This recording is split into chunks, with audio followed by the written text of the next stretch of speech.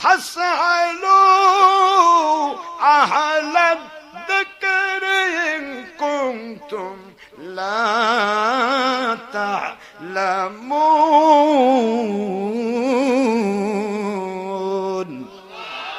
কোরআন শরীফের সূরাতুন নহল 43 নম্বর আয়াত 16 পারা।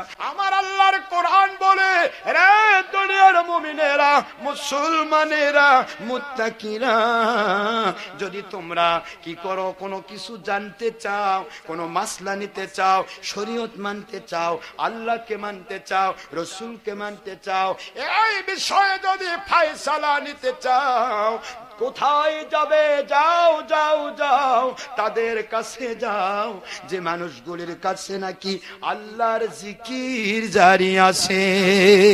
আল্লাহু আকবার বলুন। আল্লাহর জিকির যার মধ্যে জারি আছে, তার কাছে মাসলা নিতে বলা হয়।